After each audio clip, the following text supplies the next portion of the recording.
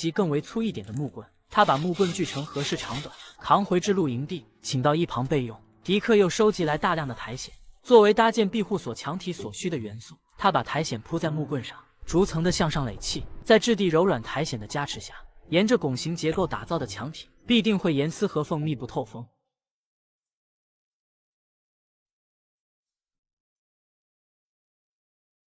当一根根木棍整齐地摆放在框架上，庇护所的墙体也就完成了一半。